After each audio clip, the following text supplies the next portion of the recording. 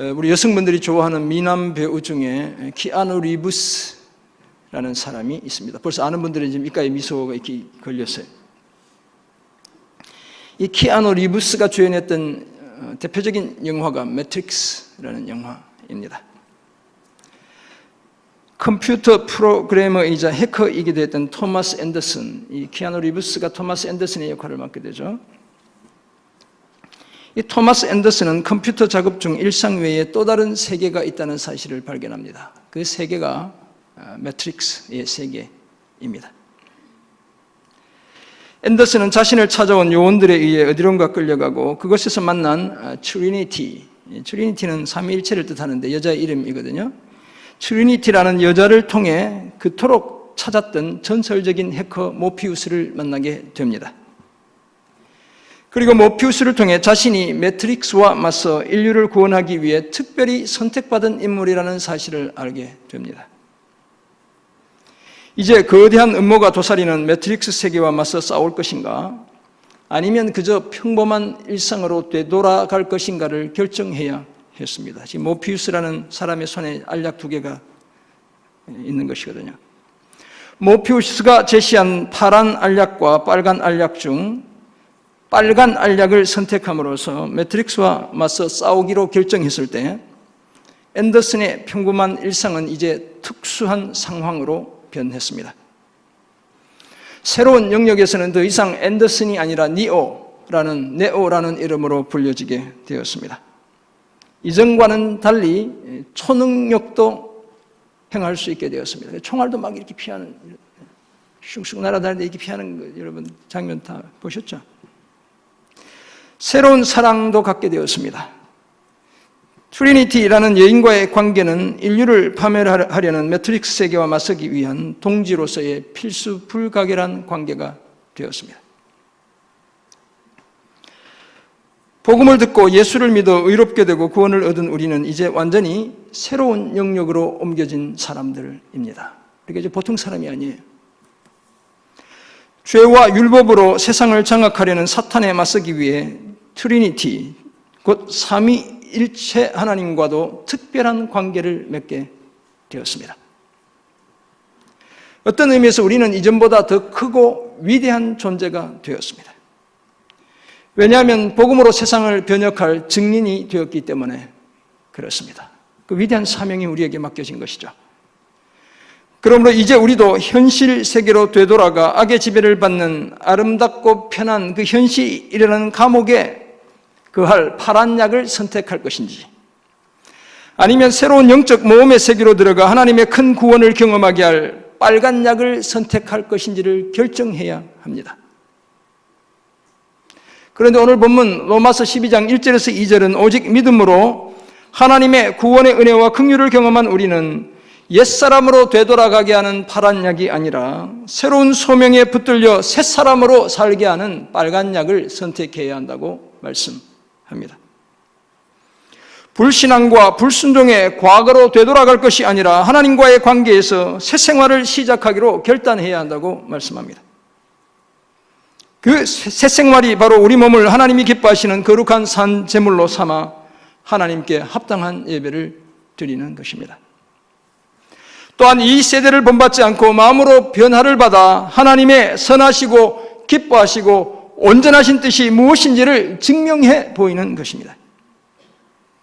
오직 믿음으로 구원을 얻은 우리가 하나님과의 관계에서 어떻게 살아야 하는지를 말씀하는, 어떻게 새로운 생활을 이어가야 하는지를 말씀하는 오늘 본문을 통해 우리는 다음과 같은 몇 가지 사실을 발견합니다. 먼저 우리 자신을 거룩한 산 제물로 드려야 합니다. 둘째, 세상을 본받지 말고 마음을 새롭게 함으로 변화를 받아야 합니다. 그리고 끝으로 하나님의 선하시고 기뻐하시고 온전하신 뜻을 증명해 보여야 합니다. 로마서 11장까지의 내용에 따르면 오직 믿음으로 의롭게 되어 이제 생명의 성령의 법을 소유한 우리는 죄와 사망의 법이 더 이상 어찌할 수 없는 그런 존재가 되었습니다. 죄와 사망의 법에서 완전히 벗어난 존재가 되었죠. 저와 여러분의 연약함 때문에 너무 고민할 필요도 없게 되었습니다. 왜냐하면 우리의 모든 것을 아시는 성령께서 우리를 위해 말할 수 없는 탄식으로 중보 기도해 주시고 계시기 때문에 그렇습니다.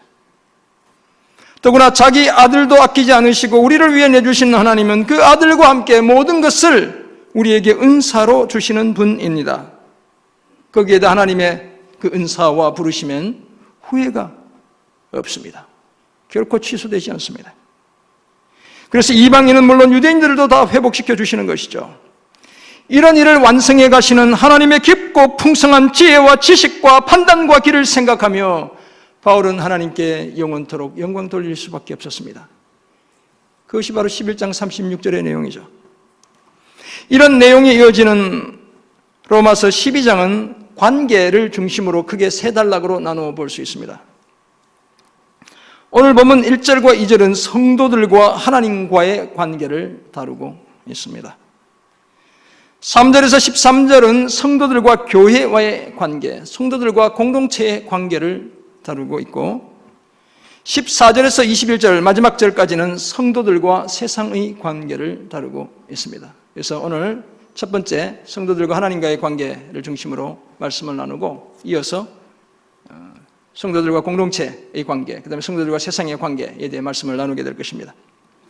오늘 그 첫 번째 관계, 곧 성도들과 하나님과의 관계 속에서 우리가 살아내야 할 새 생활은 어떤 모습인지를 생각해 보게 되는 것이죠.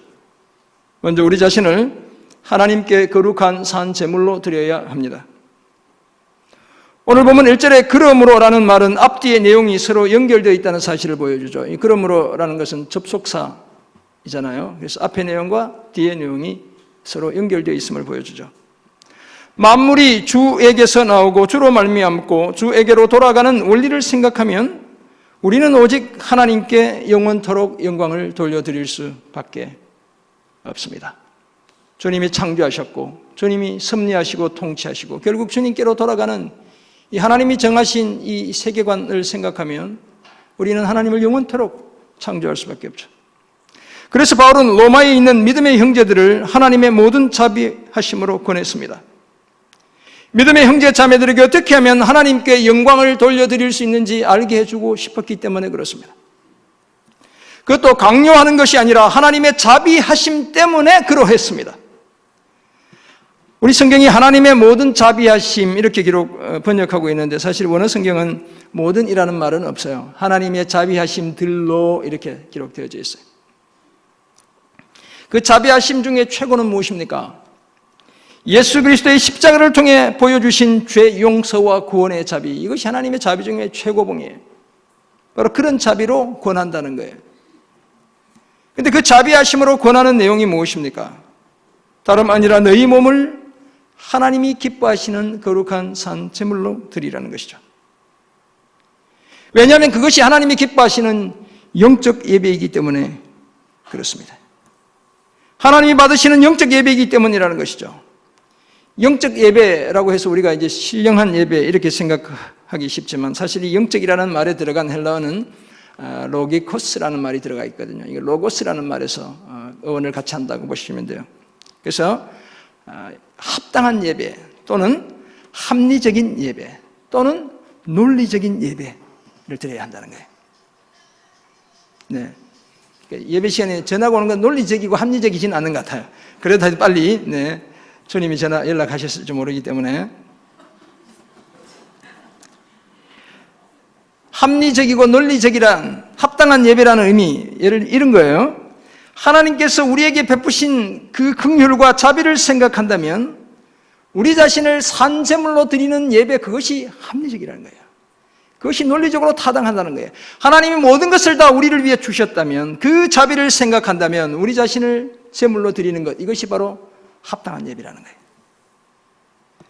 그런데 바울이 여기서 그저 명령하지 않고 특별히 하나님의 모든 자비하심으로 권하는 이유가 있습니다. 다름 아니라 우리 마음을 하나님의 자비와 은혜에 대한 깊은 묵상으로 불타오르게 하지 않고서는 우리가 그리스도인으로서 거룩하게 살 방법이었기 때문에 그렇습니다. 우리 힘으로 그저 되는 게 아니라는 거예요. 하나님의 그 자비하심 때문에 내 가슴이 불타올라야 그렇게 살 수 있다는 거예요. 그러므로 하던 일을 멈추고 하나님의 자비를 먼저 묵상해야 그 은혜에 감격해서 우리 자신을 거룩한 산 제물로 드릴 수 있습니다. 그제서야 우리의 일부가 아니라 우리의 전부를 하나님께 드릴 수 있습니다.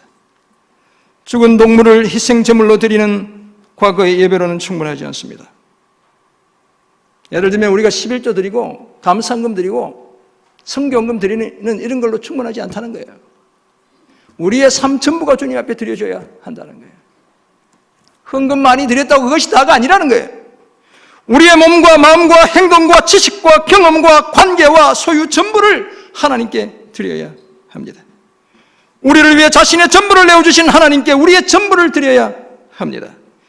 그때 우리는 비로소 하나님께서 우리를 위해 자신의 전부를 주셨다는 그 사실을 절감하게 되는 것입니다. 제대로 깨닫게 되는 것입니다.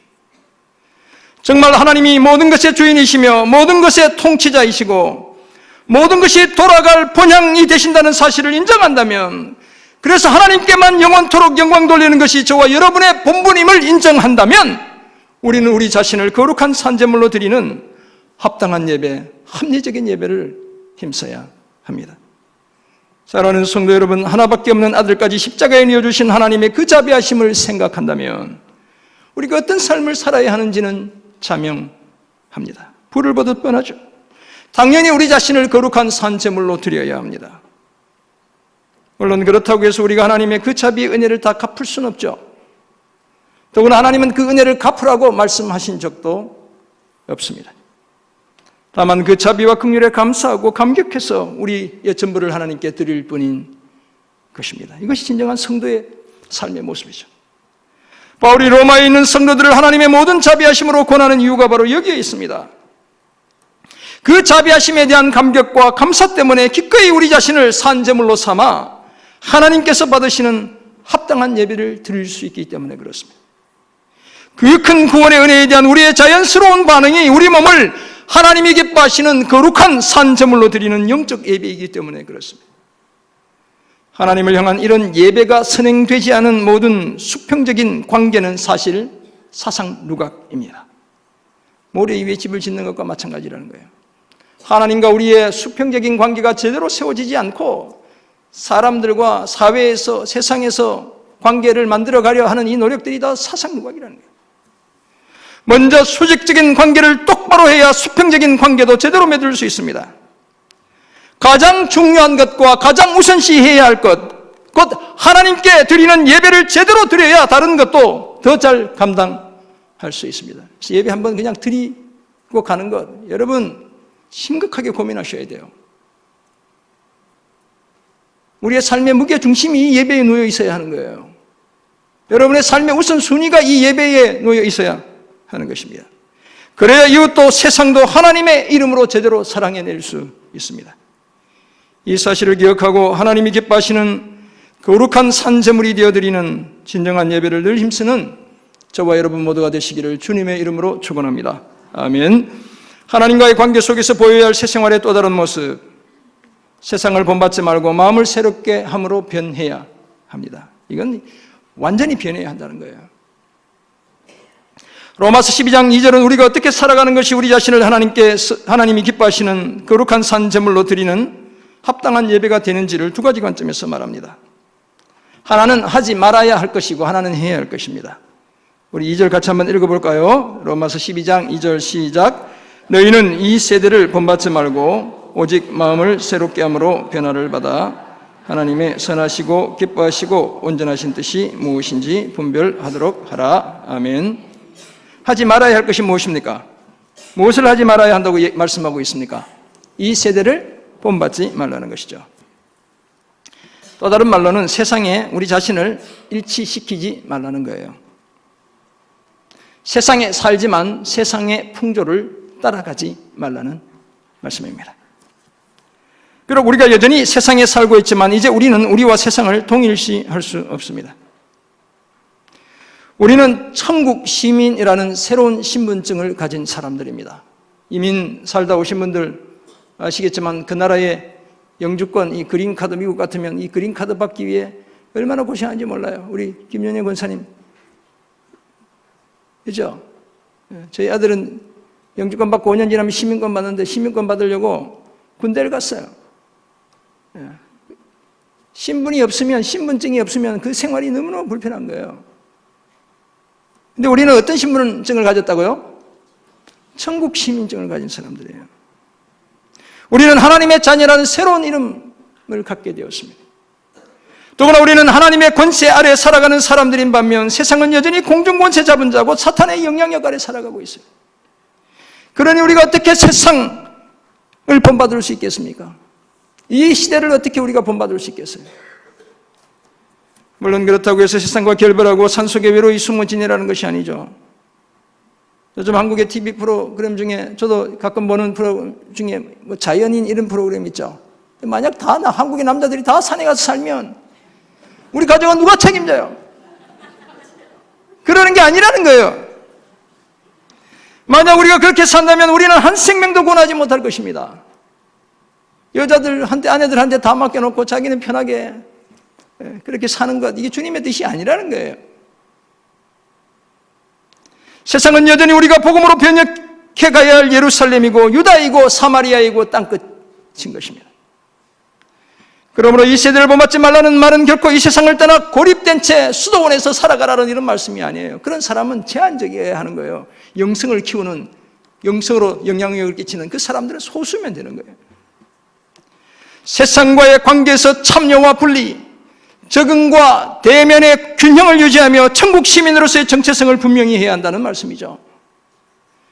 존 스토트 목사님은 자신의 책 제자도에서 이 세상에 불순응하는 것이 non-conformity, conform에 반대되는 말이죠.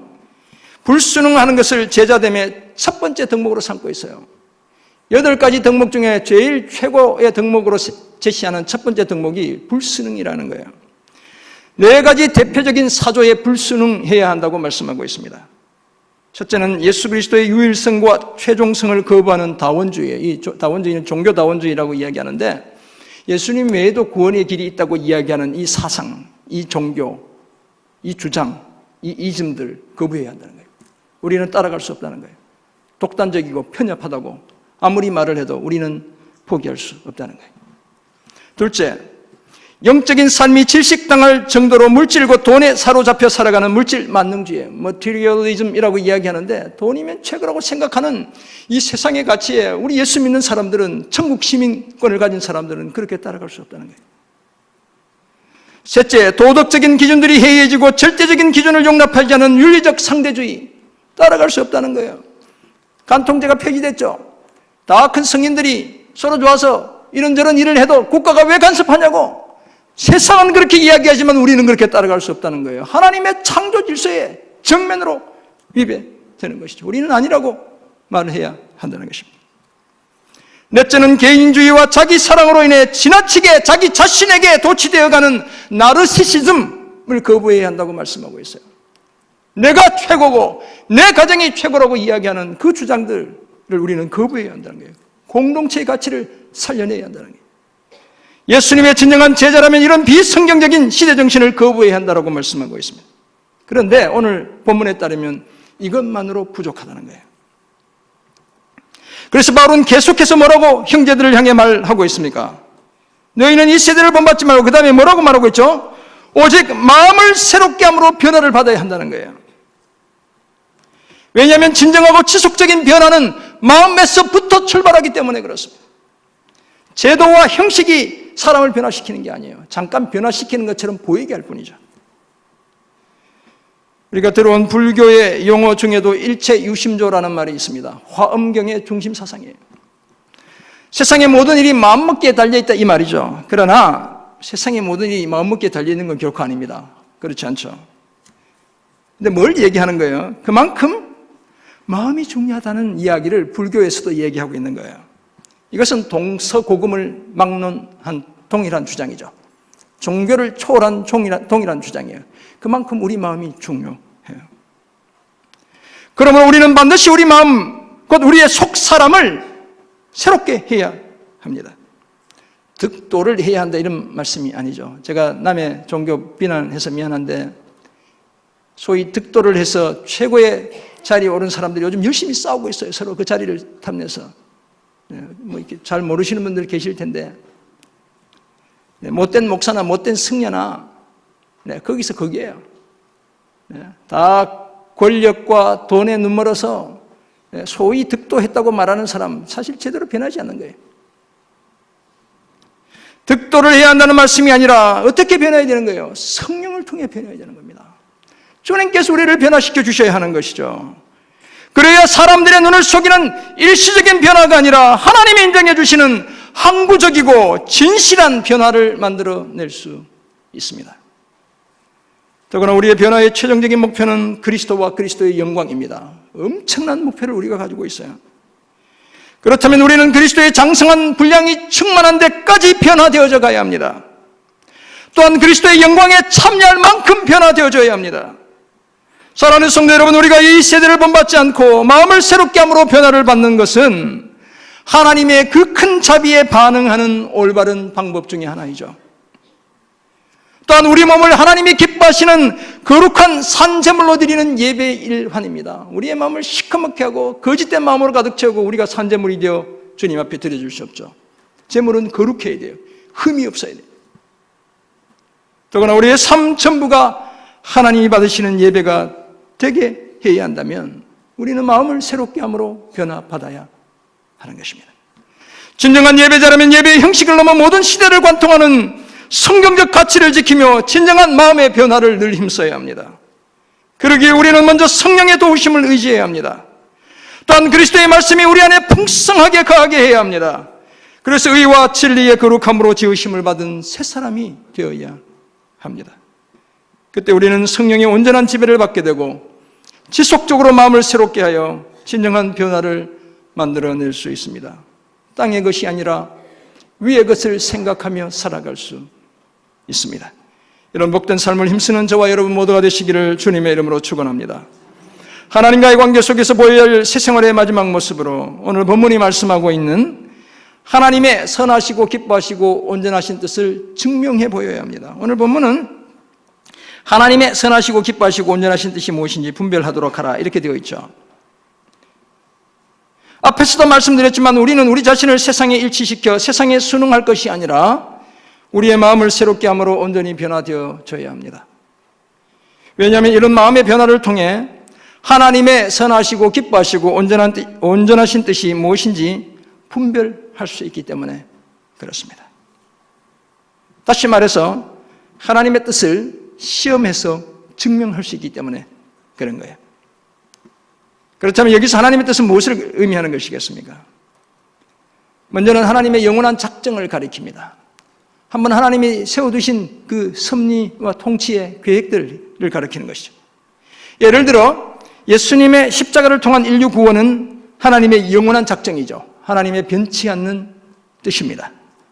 이런 의미에서 하나님의 뜻은 일어날 모든 일에 대한 하나님의 주권적인 통치를 가리킨다 이렇게 말할 수 있습니다. 피조 세계의 창조도 하나님의 뜻이었습니다. 우리 인간의 뜻이 아니었죠. 저와 여러분의 구원도 하나님의 뜻에 따른 것이죠. 그래서 창세 이전에 우리는 이미 예정된 자들이라고 사도 바울이 말씀합니다. 참새 한 마리도 하늘에 계신 하나님 아버지의 뜻이 아니면 땅에 떨어지는 법이 없습니다. 제비는 사람이 뽑지만 모든 작정은 여호와께 있습니다. 마음의 경영은 사람에게 있어도 말의 응답은 여호와께 있습니다. 이런 의미에서의 하나님의 뜻은 결코 실패하지 않습니다. 하나님의 뜻의 또 다른 의미는 하나님의 작정일 뿐만 아니라 하나님의 명령이 하나님의 뜻이죠. 하나님께서 사람들에게 하라고 명령하신 것, 그것이 곧 하나님의 뜻입니다. 그런데 이 뜻은 우리가 불순종할 수도 있고 행하는데 실패할 수도 있습니다. 예를 들면 십계명 다 제대로 지키는 분 우리 중에 아무도 없잖아요. 하나님 뜻인데 못 지켜요. 뿐만 아니라 하나님의 뜻은 우리의 거룩함이에요. 데살로니가전서 4장 3절을 보면 그렇다고 해서 모든 사람이 다 거룩하고 순결하게 살아가는 것은 아니에요. 이 중에 저 빼고 다 그럴 거라고 믿는데 하나님의 뜻이 거룩함인데 그렇다고 해서 우리가 다 음란을 버리고 그렇게 거룩하게 살아가고 있지 못해요. 하나님의 또 다른 뜻이 무엇입니까? 데살로니가전서 5장을 보면 항상 기뻐하라, 쉬지 말고 기도하라, 범사에 감사하라. 이것이 그리스도 예수 안에서 너희를 향하신 하나님의 뜻이다. 이렇게 말씀하고 있는데 이 뜻대로 살아가는 분들 한번 손 들어보세요. 항상 기뻐하시는 분, 자신 있으면 손 들어보세요. 네, 쉬지 말고 기도하시는 분 없죠? 범사에 감사하시는 분 있습니까? 제가 지난 화요일 날 교회 담벼락을 너무 사랑해가지고 살짝 부딪혀서 좀 이렇게 세 반을 꿰맸는데, 그때 뭐 이렇게 하나님께 감사는커녕, 어디를 다쳤나 이런 생각이 들어요.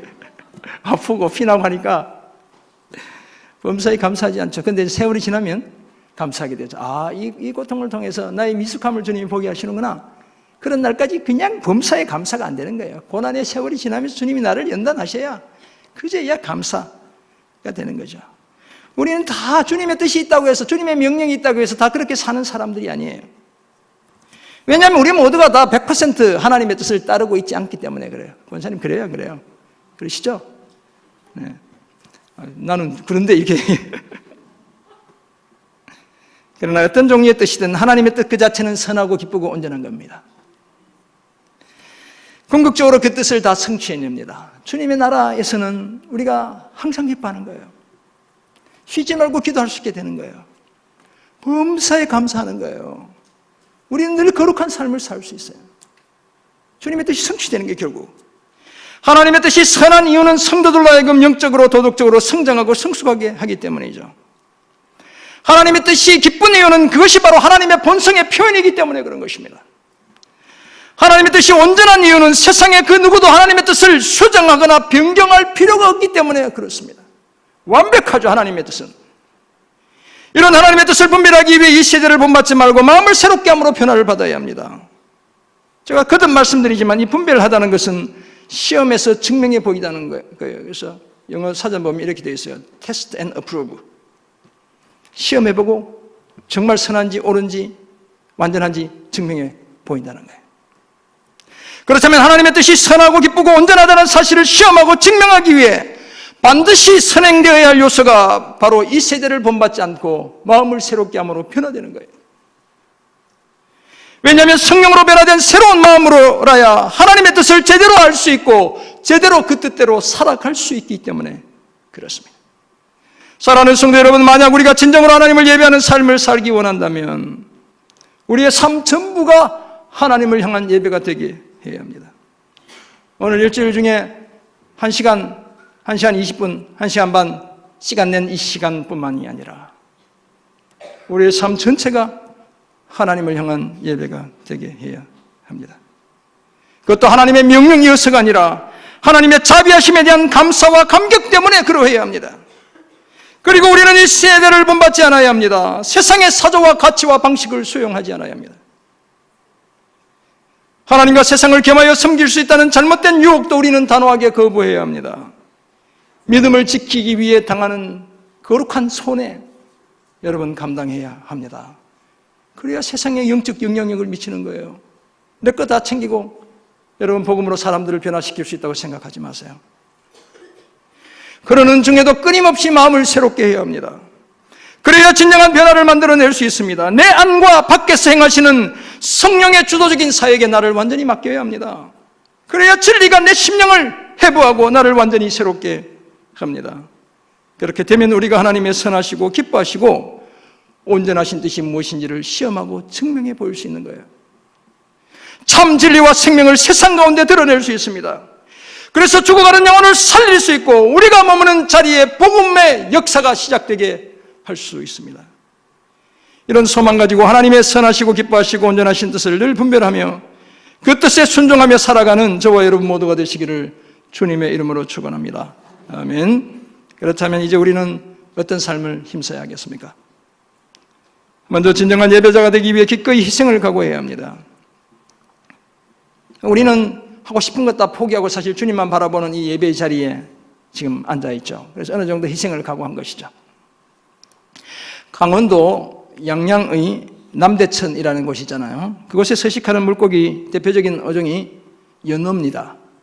울산의 태화강에도 있고, 연어는 모천, 자기가 태어난 그 강 모천 회기성 어종으로 치오로 알래스카까지 나갔다가 3에서 5년 만에 모천으로 돌아와 일생에 한 번 알을 낳고는 죽습니다. 우리나라의 치어 회귀율이 약 0.2%에서 0.3 또는 0.4%라고 얘기해요. 예를 들면 1000마리의 새끼를 방류하면 돌아오는 마리가 2마리에서 많아야 4마리 정도라는 거예요. 그래서 돈을 많이 들여서 계속 하고 있는데 효과가 작다고 그래요. 이 모천으로 돌아오기 전까지 연어는 넓은 바다를 마음껏 헤엄치며 다닙니다. 그러나 일생에 한 번 있는 산란의 때가 다가오면 연어는 절벽을 뛰어넘습니다. 위험을 감수하죠.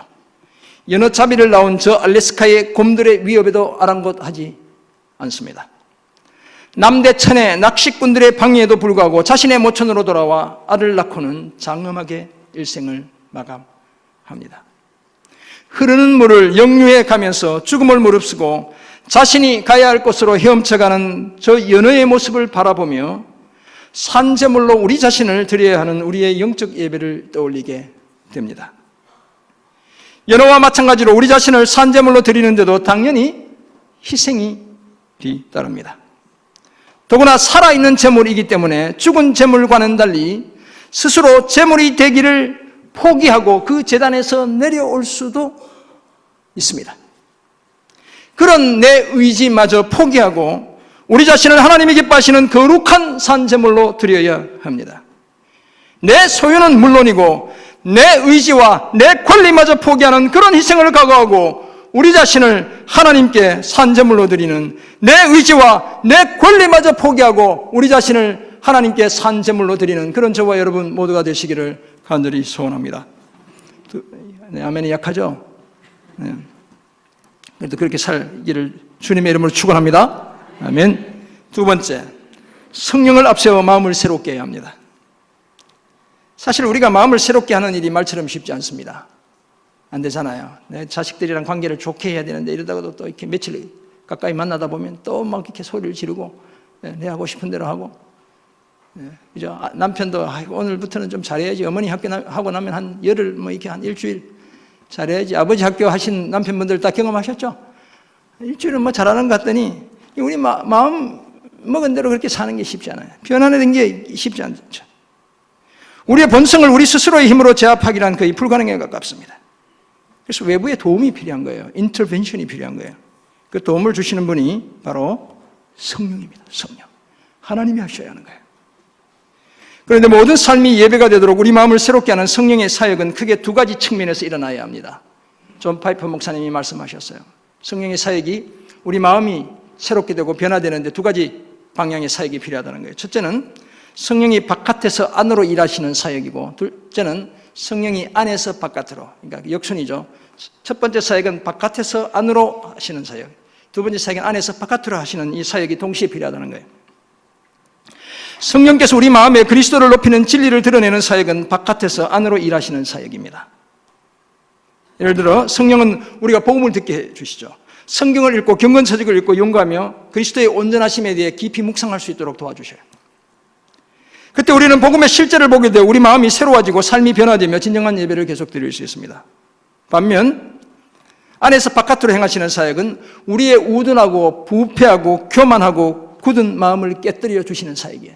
내가 얼마나 연약한 존재인지, 얼마나 믿지 못할 존재인지 깨닫게 해주시는 사역을 지칭하는 거예요. 성령은 우리의 마음을 부드럽게 해서 진리를 그래서 받아들이게 해줍니다. 그래서 고린도 전서 12장 3절에 이렇게 말씀하는 거예요. 성령으로 아니하고는 누구든지 예수를 주시라 할 수 없다. 내가 주님이 필요한 존재라는 사실을 성령이 안에서부터 바깥으로 깨닫게 해주시지 않으면 예수를 영접할 수가 없다는 거예요. 이처럼 성령이 깨닫게 하셔야 진리를 발견하게 되고 성령이 주도하셔야 우리 마음이 온전히 새롭게 될 수 있습니다. 성령이 역사하셔야 우리 마음과 관점과 삶의 틀과 삶의 모습이 완전히 바뀔 수 있습니다. 이 사실을 기억하고 성령 하나님께 우리 자신을 온전히 맡겨 마음을 새롭게 함으로 완전히 변화되는 저와 여러분 모두가 되시기를 주님의 이름으로 축원합니다. 우리가 잘 아는 한자성어 중에 사자성어 중에 결초보은이라는 말이 있습니다. 들어보셨죠? 결초보은. 풀을 묶어 은혜를 갚는다. 이게 네 마디, 네 글자가 그런 의미를 가지고 있죠. 풀초자, 맺을결, 풀초, 갚을보, 은혜는 이렇게 되어 있잖아요. 은혜를 잊지 않고 반드시 되갚는다는 것입니다. 이 말이 시작된 배경은 이렇습니다. 중국 춘추 전국시대에 진나라에 위무자라는 사람이 살고 있어요. 위무자라고 해서 여자가 아니고 우리 공자도 남자잖아요. 다 이게 남자인데 위무자에게 사랑하는 첩이 한 명 있었습니다. 요즘 같으면 난리 나지만 이때는 이제 이건 다 권세의 자랑이고 뭐 이런 거죠. 이 위무자가 병에 걸려 자리에 눕자 본처 정실의 아들인 위가, 그러니까 자신의 아들 위가를 불러 자기가 죽으면 자식을 낳지 못하고 지금까지 살아온 이 사랑하는 내 첩, 그러니까 이게 아들의 입장에서 작은 어머니를 개가시켜 달라 이렇게 부탁합니다. 다시 시집 갈 수 있도록 네가 길을 열어줘라 이렇게 아버지가 이제 유서를 하나 쓴 거예요. 그런데 차츰 병세가 악화되어 위독해지자 이 위무자의 마음이 변하기 시작합니다. 다시 이 위가를 불러 이번에는 이렇게 얘기해요. 내가 죽게 되면 저 애첩도 나랑 같이 죽게 해다오. 같이 무덤에 묻어 달라는 거예요. 요즘 같으면 난리 나죠. 이제 요즘 이런 시대가 아니고. 아버지 위무자가 드디어 죽게 되었습니다. 그러자 아들 위가는 아버지의 유언 2가지, 이제 유서가 2개 있는 거예요. 첩을 시집 보내라. 하나는 같이 묻어달라. 이 2 유서가 있는데 그 유언 중에 비교적 맑은 정신으로 말한 첫 번째 유언을 따르기로 하고 아버지의 애첩을 개가시켜 주었습니다. 새로 시집 갈 수 있도록 길을 열어주었습니다. 세월이 지나 전쟁이 일어났습니다. 위가도 전쟁에 나갔는데 적의 공격을 받아 목숨이 위태롭게 된 거예요. 그때 한 노인이 나타나 풀을 묶고 거기에 자신이 뒤쫓아오던 그 적병이 걸려 넘어지게 해주는 것입니다. 그로 인해 위가는 오히려 그 적을 사로잡을 수 있게 되었습니다. 그날 밤 위가의 꿈에 그 노인이 나타나 나는 그대가 살려준 그 서모의 아버지라는 거예요. 그대가 내 딸을 살려주었기에 오늘 그 은혜에 보답하는 것이다 라고 말했다는 것입니다. 그래서 뭐가 됐습니까? 결초 보온이 된 거예요. 풀을 묶어 은혜를 대갚았습니다. 사랑하는 성도 여러분, 그런데 안타깝게도 우리는 우리를 죄와 사망에서 구원하신 하나님의 은혜를 도저히 되갚을 수 없습니다. 여러분 무엇으로 갚겠습니까? 왜냐하면 하나님은 온 우주와도 바꿀 수 없는 하나밖에 없는 자신의 아들 예수 그리스도의 목숨과 우리를 바꾸셨기 때문에 그렇습니다. 그렇지만 그럼에도 불구하고 우리가 조금이나마 은혜를 갚는 길이 있습니다. 작은 결초 보온의 기회가 있습니다. 그 길이 바로 하나님과 우리의 관계를 새롭게 하는 것입니다. 하나님은 영원히 살아계신 분인데 우리가 하나님을 다시 살려드려야 할 이유가 없는 거예요. 그렇게 은혜를 갚을 길이 없는 것이죠. 우리와 하나님과의 관계를 새롭게 하는 것입니다. 그 관계 속에서 새 생활을 시작하는 것입니다. 그것이 바로 우리 자신을 하나님이 기뻐하시는 거룩한 산제물로 드리는 것이죠. 또한 이 세대를 본받지 않고 마음으로 완전히 변화되는 것입니다. 그래서 하나님의 선하시고 기뻐하시고 온전하신 뜻을 온 세상에 증명해 보이는 것입니다. 이런 삶을 지속하기 위해 우리는 기꺼이 우리 자신을 산제물로 드리는 희생을 감수해야 합니다. 나의 잘못된 욕심은 물론이고 때로는 하나님의 우선순위 밖에 있는 나의 선한 뜻과 선한 의지도 포기해야 합니다. 여러분 잘 들으셔야 해요. 나의 잘못된 욕심은 물론이고 하나님의 우선순위 밖에 있는 내가 옳다고 생각하는, 내가 선하다고 생각하는 내 의지, 내 뜻을 포기해야 합니다. 오직 하나님께 내 삶의 초점이 맞추어져야 합니다. 뿐만 아니라 성령을 앞세워 마음을 새롭게 해야 합니다. 성령께서 바깥에서 안으로, 안에서 바깥으로 동시에 역사하시게 해야 합니다. 이런 삶을 힘써 우리의 삶 전부가 예배가 되게 하고 하나님과의 멋진 새 생활을 계속 이어가는 저와 여러분 모두가 되시기를 주님의 이름으로 축원합니다. 아멘. 기도하겠습니다. 하나님 아버지, 오늘 우리에게 주신 엄중한 주님의 말씀을 기억합니다. 죄와 사망에서 우리를 구원하신 주님의 그 자비와 그 사랑과 그 긍휼과 그 은혜를 기억한다면 우리는 하나님께 마땅히 영광 돌릴 수밖에 없는 존재임을 기억합니다. 그 영광 돌림이, 그 은혜를 되갚음이 우리가 하나님과의 관계에서 새로운 생활을 이어가는 것임을 기억합니다. 주님, 이 세대를 본받지 않게 도와주옵소서. 우리를 거룩한 산 제물로 드리는 합당한 예배 드리는 주님의 사람들 되게 도와주옵소서. 하나님의 선하시고 기뻐하시고 온전하신 뜻을 증명해 보이는 우리의 삶 되게 도와 주옵소서. 그래서 하나님, 우리 삶에 머무는 자리자리가 다 주님을 향한 예배의 자리 되게 하여 주옵소서. 감사드리며 존귀하신 예수 그리스도의 이름으로 기도드립니다. 아멘.